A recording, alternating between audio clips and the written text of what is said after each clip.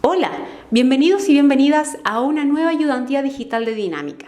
En esta ocasión, el ayudante Benjamín Valdés resolverá un ejercicio de centro de masa y momento de inercia. Pero como siempre, antes iremos a un breve y útil repaso de contenido. Antes que resolver el ejercicio, veremos qué son estas dos cosas. En primer lugar, el centro de masa se define de la siguiente forma, ¿ya? Es básicamente el punto en el cual estaría un cuerpo si es que toda su masa estuviese concentrada en ese mismo punto. Ya todo eso es desde el punto de vista translacional, o sea, cómo puedo yo extrapolar un cuerpo sólido con cierto volumen, ya extrapolarlo a un solo punto. Y tiene su definición continua y integral, e incluso se pueden aplicar las dos al mismo tiempo si es que, por ejemplo, si es que nosotros queremos saber el centro de masa de un cuerpo que tiene dos subcuerpos y cada uno de ellos es continuo. No es el caso que veremos en el ejercicio, pero también es bastante común. El momento de inercia, en cambio, se define con respecto a un objeto en particular y se entiende como la resistencia que tiene un cuerpo a girar. ¿Ya? ¿Cierto? La masa es la resistencia que tiene un cuerpo a moverse, ¿cierto? Mientras más masa tiene un cuerpo hay que aplicarle más fuerza para generar la misma aceleración. Y el momento de inercia es el paralelo a la masa, solamente que con respecto a el giro, ¿ya? Y para calcular el momento de inercia de un cuerpo con respecto a un eje de giro que no pasa por el centro de masa, hay que calcularlo así, ¿ya? ¿Y por qué este ejemplo es tan importante? Porque en general este valor está tabulado para muchos cuerpos. Ya nosotros podemos encontrar en internet y digamos en general lo pueden dar en la prueba cuál es el momento de inercia con respecto a, no sé, por un cilindro con respecto a un eje que pasa por su centro de masa. En este ejercicio nos piden lo siguiente. Tenemos el cuerpo de la figura, ¿cierto? Un cilindro de radio 3R con dos agujeros dentro de radio R y 2R. Y claro, este cuerpo tiene una densidad superficial de masa igual a sigma. Y nos piden determinar tanto el centro de masa del cuerpo como su momento de inercia, ambos con respecto a el centro del cilindro. Ya, entonces aquí lo primero es este cuerpo transformarlo a una forma en que nosotros podamos estudiarlo de manera más sencilla, ¿cierto? Porque tiene una forma súper extraña. En principio, tanto el momento de inercia como el centro de masa se podría usar la forma integral de su definición y se podría obtener el resultado correcto, pero sería súper complejo. Entonces, como tanto el centro de masa como el momento de inercia cumplen con el principio de superposición, que el centro de masa de dos cuerpos es la suma de ambos cuerpos ponderados, digamos su porcentaje en masa, y lo mismo con el centro de inercia, nosotros podemos decir que esto es equivalente a tener un cilindro de densidad sigma, acá otro cilindro de densidad menos sigma, y acá otro cilindro de densidad menos sigma también, ¿verdad? Entonces si nosotros ponemos juntos estos tres cuerpos nos va a dar el cuerpo inicial, ¿ya? Y eso se ve bastante claro, al final la suma de masa en total va a dar 0. Entonces ahora vamos a resolver ambas preguntas, digamos. En primer lugar,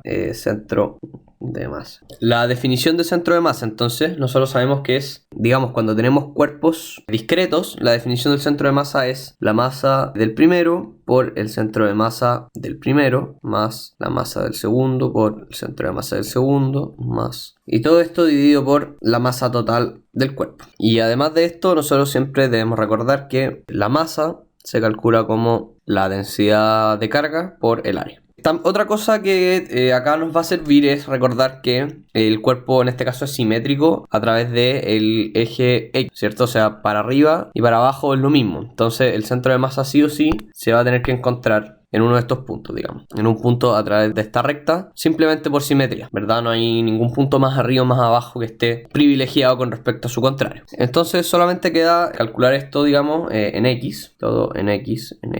Y reemplazar los valores que conocemos. La masa 1 es, digamos, el cuerpo 1. Vamos a nombrar a los cuerpos. Le vamos a decir al cuerpo grande el 1. Este círculo de acá le vamos a decir el 2. Y a este otro le vamos a decir el 3. Entonces, la masa del cuerpo 1 es sigma 1 por el área 1, ¿verdad? En este caso, el área 1 es pi por 3r al cuadrado, por la posición del centro de masa de ese cuerpo 1, ¿ya? ¿Cuál es la gracia de haber hecho todo este trabajo? Es que nosotros ahora ya conocemos, como ahora tenemos puros círculos, puros cilindros, nosotros sabemos que el centro de masa de un cilindro es su punto al medio, ¿verdad? Porque por simetría. Eso quiere decir que con respecto al punto central, la posición del centro de masa de la esfera 1, la grande, o sea, el cilindro grande, es 0, ¿verdad? Porque es ahí mismo. esto sí, esto es el eje X, se encuentra en 0, la posición del centro de masa del cilindro más grande. Masa del 2 es menos sigma por pi r cuadrado. Y su posición es negativa, ¿cierto? Porque aquí está el centro. Su posición es negativa en cuanto, en este caso, en 2R, ¿verdad? Porque en total esto mide 3R, o sea, hasta aquí son 3R, menos un R, este largo mide 2R. Y es negativo, porque está hacia la izquierda. Y la masa del cuerpo 3, por último, también es menos sigma por pi por 2R al cuadrado. Y todo esto dividido en sigma por pi por 3r cuadrado más menos sigma por pi r cuadrado menos sigma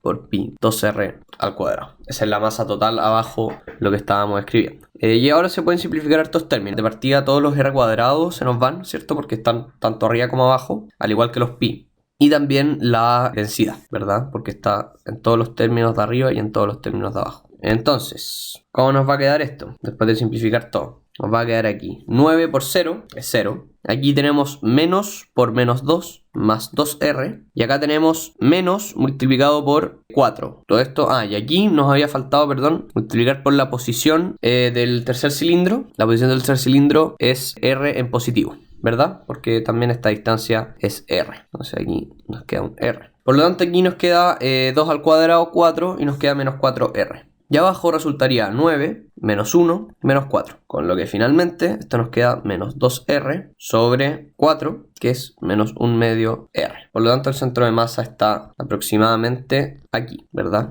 Siendo esta distancia 1 medio r. Ahora entonces debemos seguir con la segunda parte del problema, que es el momento de inercia. Nuevamente seguiremos con la misma división del cuerpo que habíamos hecho anteriormente, o sea que vamos a tener 3 cilindros, uno con densidad ρ y los otros dos con densidad menos ρ. Y en este caso debemos recordar también que la inercia, siempre con respecto a un punto, la inercia total es la suma de las inercias de los cuerpos que están presentes. Ya entonces acá tenemos que tener claro un par de cosas. En primer lugar, desde la tabla nosotros sabemos que la inercia de un cilindro es 1 medio mr cuadrado, o equivalentemente sigma medios el área por su radio al cuadrado. ¿Ya? Pero esto solamente es con respecto a su eje central. Por lo tanto, si el centro del cilindro no está en el eje con el que nosotros queremos conocer el momento de inercia, debemos utilizar el teorema de los ejes paralelos, ¿verdad? Que nos dice que el momento de inercia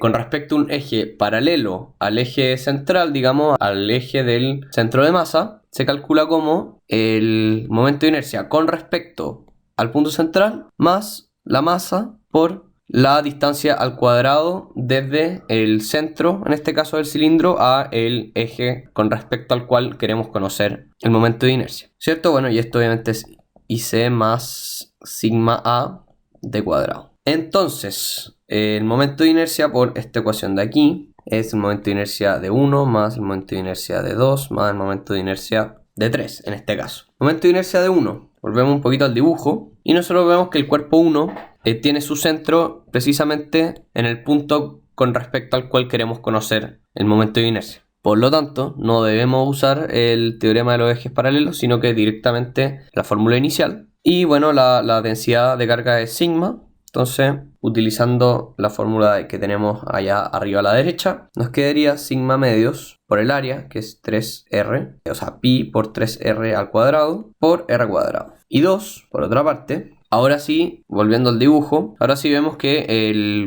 nuestro cuerpo 2 no tiene su centro en el centro con respecto al cual queremos conocer la inercia. Por lo tanto, ahora sí debemos usar el teorema de los ejes paralelos y nosotros vemos que la distancia entre el centro y el punto con el cual queremos conocer el centro de inercia son 2r. Por lo tanto, bueno, es el I con respecto a su centro más su sigma por el área, que en este caso es pi r mayúscula al cuadrado, por 2r al cuadrado, ¿verdad? Y sigma en realidad es menos sigma. Mientras que el momento de inercia con respecto al eje, a su propio eje, es sí usando la fórmula del principio, y en este caso con un área de pi r cuadrado. Y debemos recordar también, esto se me olvidó antes, que en esta fórmula debemos poner el radio del cuerpo en cuestión, ¿verdad? En esta fórmula aquí ese radio es el radio del cilindro, que en el caso del cuerpo 1 también son 3r. Y por último, el momento de inercia del cuerpo 3. También tenemos que usar el teorema de los ejes paralelos. Y en este caso, viendo la imagen, vemos que la distancia de un centro al otro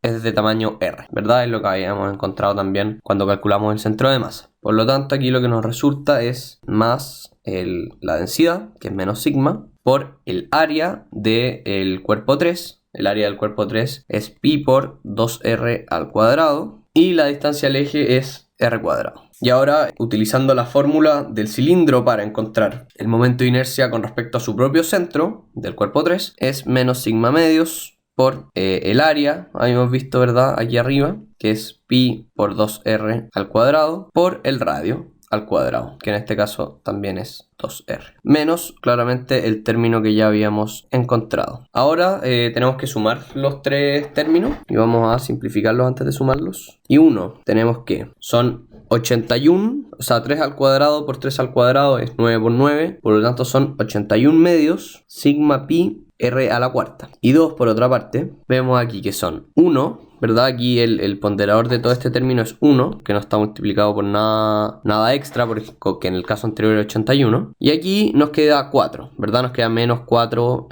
sigma pi r cuadrado, r a la cuarta. Por lo tanto, la resta de ambas nos va a quedar menos 1 medio menos 4, y menos 1 medio menos 4 son menos 9 medios. Ahora, buscando I3, nosotros vemos que aquí tenemos 2 al cuadrado por 2 al cuadrado serían 16. Y acá tenemos 2 al cuadrado, por lo tanto sale un 4. Entonces nos queda 16 medios menos 8 menos 4, nos queda menos 12 sigma pi r a la cuarta. Finalmente, entonces I igual a I1 más I2 más I3 va a ser igual a 81 medios menos 9 medios menos 12 por sigma pi r a la cuarta. Y esta resta, digamos, da 81 menos 9, 72. 72 dividido en 2 es 36. Y menos los 12 daría 24 sigma pi r a la cuarta, que es la respuesta correcta de este ejercicio.